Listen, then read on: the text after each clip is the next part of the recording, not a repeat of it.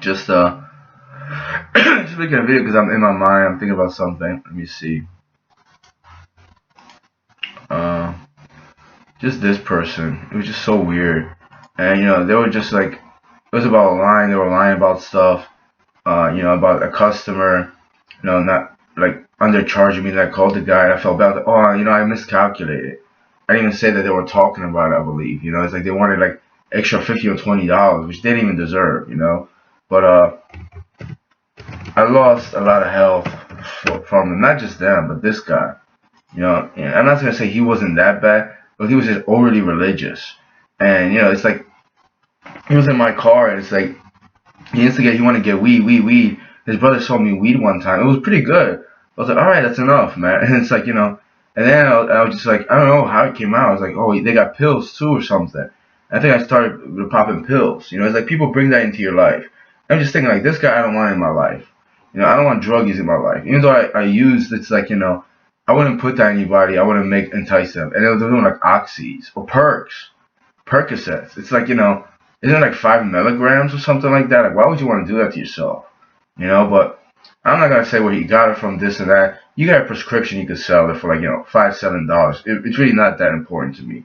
What is important, just it's him using my cell phone, and it's like calling all these people, and then I wouldn't have known. I thought he was just like calling for errands, unless I heard him say something. And it wasn't buying for me. He would do that, and then he openly said, "Oh, I go to the store and I want to borrow like Poppy's cell phone. Like I could just picture like a Hindu dude." And the guy's like, my friend, no drug call, no drug call. He wouldn't say, I mean, he wouldn't pronounce it that well because he's not that smart about it. But he was just like, they always tell me no drug calls, no drug calls. I'm like, why would you, what kind of level you go to that, you actually make a drug call from a random person's cell phone number? I thought to myself, this person hated you. They went to the cops, like, oh, this person, this, and then they started watching the dealer or whoever you get it from. Maybe just a random person. It's like you're putting a lot of people in danger.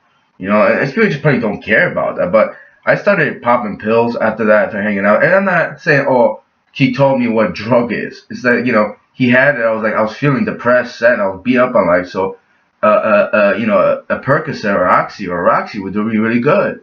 And, it was just like, you came to the point where just it was fucking weak. I mean, one night I popped like 10 pills, like 8 or 10 pills on my way home, and I had like 2 or 3 left. I was miserable. I was like, well, I shouldn't have just fucking wasted like, $50, $60 or something like that.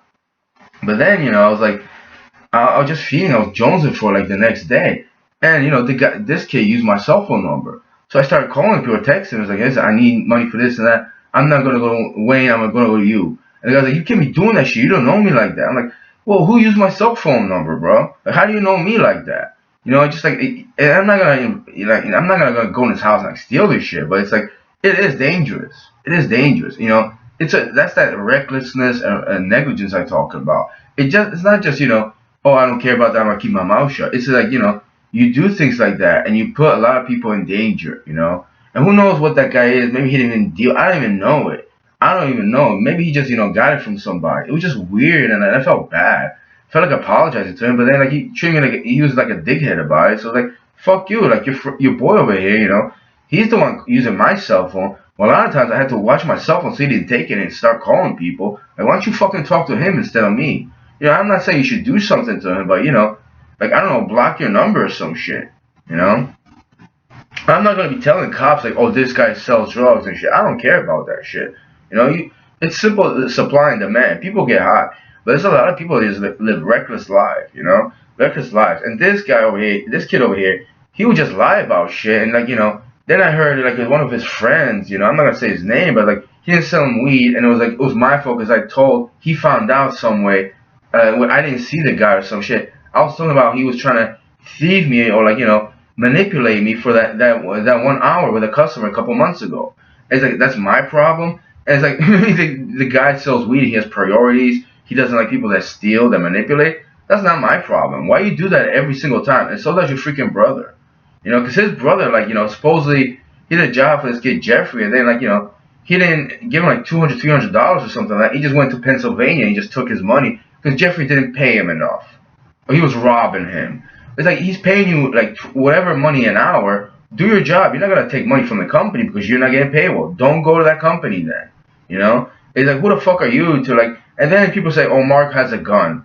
Like, well, go fuck Mark and his gun in his ass. He's a homo. He's a pedophile, basically. Look at fruity fucking Facebook pictures. He probably wants to jerk me off with a fucking gun or some shit.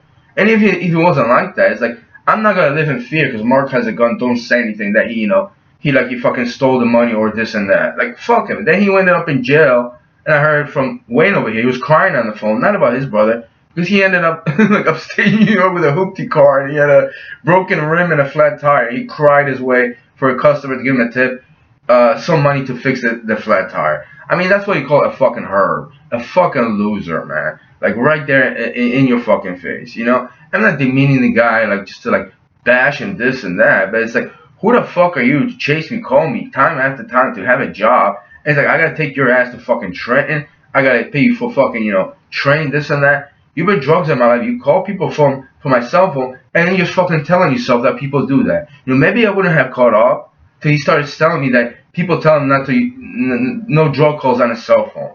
And then another thing is like, the guy does that. I'm like, after that, I was like, nah, you can't call anybody from my cell phone. Like go away. Who the fuck you gonna call? What if somebody's like, watching him or something, or there's just people watching and they figure it out or something. They like, I get fucking, introduced to this shit.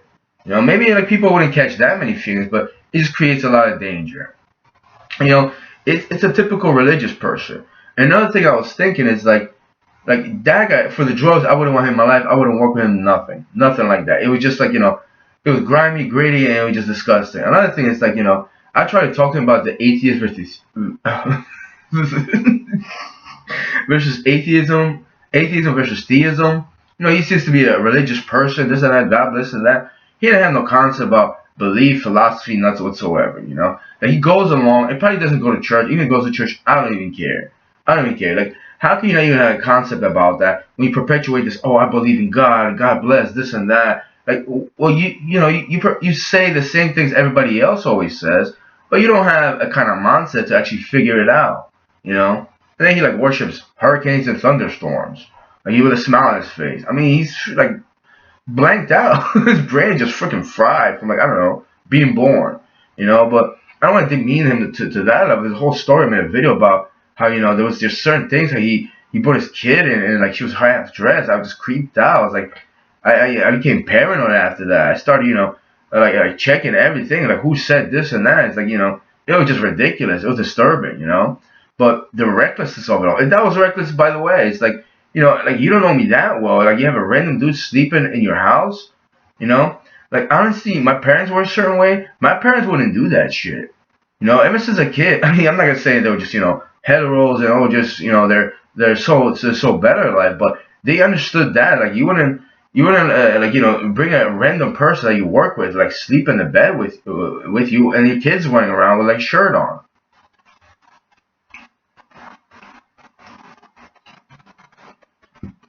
It's like imagine what how someone or he could hurt that little kid, and what person will grow. I mean, eventually you'll heal from the abuse and the negligence, but you know I just think that there's a lot of people that shouldn't have children. It's a form of negligence. And I'm not attributing it to the fact that a 6-year-old will go out and shoot somebody, but maybe or maybe not. I always said that if I was I didn't have parents, I lived in a if I was uh, if I was adopted or I was adopted, I would live in a shelter. Not shelter, but like a communal home for little kids. Maybe I would be better off because I would 18, I would have done something else. But the way the world is, who knows? Maybe I still would have got murdered at a train station.